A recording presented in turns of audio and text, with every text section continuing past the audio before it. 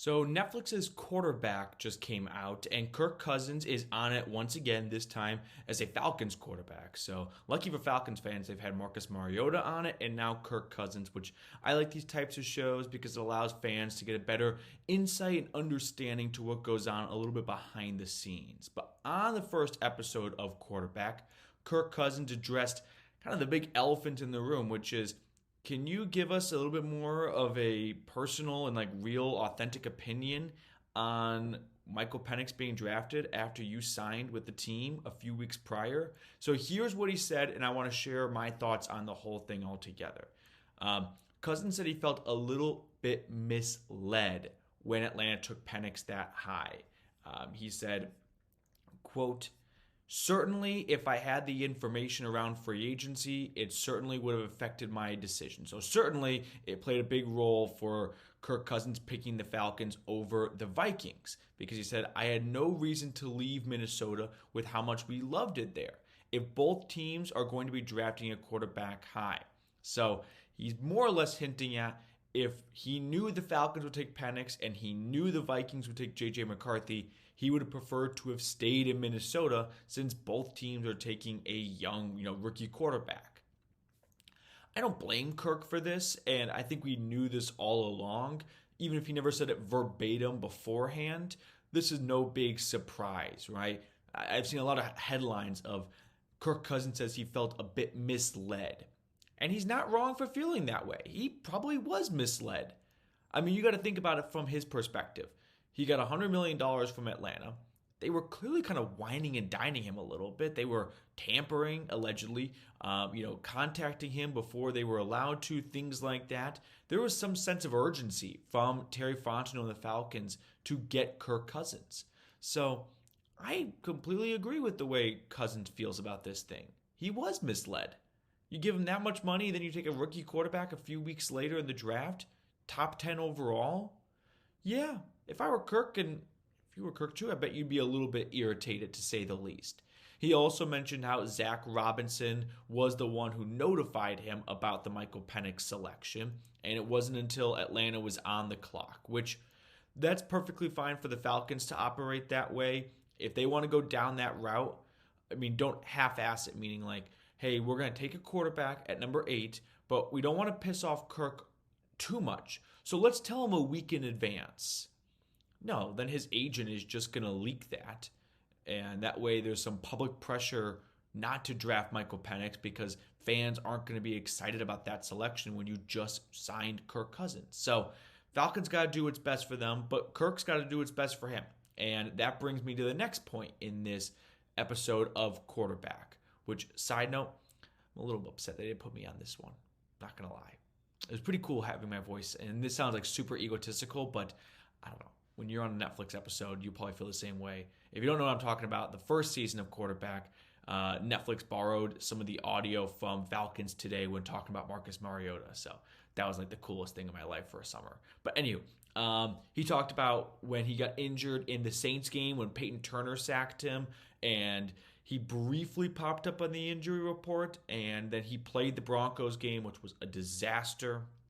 So he talked about that, and he talked about not wanting to miss a game or two to let that shoulder and elbow and just arm in general maybe get 100% healthy. And once again, I agree with his logic for what's best for him, but this time it was definitely not what's best for the Falcons. So here's what he said.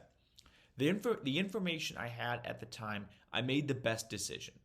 You also know that if you sit down week 10 and take 2 or 3 weeks or more to let it heal, you may never get your job back. I remember reading Drew Brees' book back in 2010 when he first wrote it, how he made the point that he tried to never let his backup see the field, even if it was somebody who was really no threat. He just felt like you should never do that. Doug Flutie taught him that.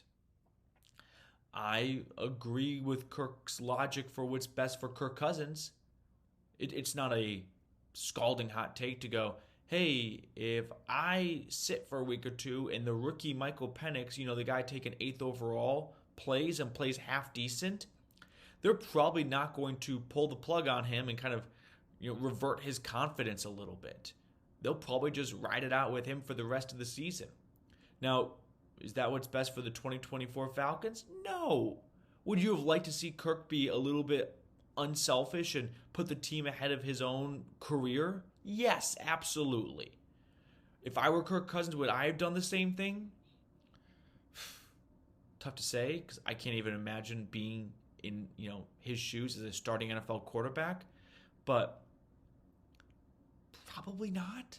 Like, you just kind of know that you're towards the end of your career. 40 is not too far away. They took a rookie top 10. If you want to do what's best for yourself when it comes to remaining a starting quarterback in the NFL, hindsight's 2020, and he probably dug himself a deeper hole by continuing to play on a hurt shoulder.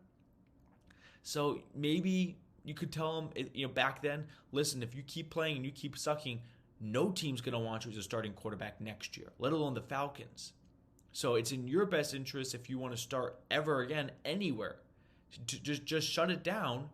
And people will remember the 2024 Kirk Cousins as the guy who was really hot for the first 9 games of the season, not the guy who was awful for a 4 or 5 week stretch from New Orleans all the way to the Raiders Monday night game.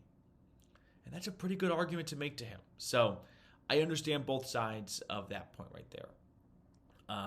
Overall, my thoughts on the situation is, like I said earlier, I've got no qualms with Kirk feeling misled. I don't think that's anything to get mad at him for. If you wanted to play devil's advocate, if you wanted to be like, hey, no matter what, I'm going to side with the Falcons over any player that maybe disses them a little bit, you could say, well, Kirk, the Falcons probably felt a little misled when you showed up to week 1 and could barely move. You were a statue in the pocket. They could only operate in shotgun or in the pistol because there was no faith or trust that you could climb under center and perform a 3 or 5 step drop back or execute a play action. So they probably felt a little bit misled when you were an 85-year-old man quarterback in this team with the lack of mobility that you had. No ability whatsoever to step up in the pocket and avoid a pass rush. I could say that. So ultimately, it's on the Falcons because they're the ones that signed him, and it's not like Kirk has this obligation to disclose all the skeletons in his closet. Like no player in free agency goes, "Hey, before you sign me, just so you know, I've got this, this, and this wrong with me." That's on the team to find out. So I've seen that argument tossed out there, and you can make that argument. But, oh well. All right, that's going to do it for us on today's episode. Thank you guys so much for tuning in. Hopefully you enjoyed another edition of Falcons Today. If you haven't yet, please like the video, and I'll see everyone next time.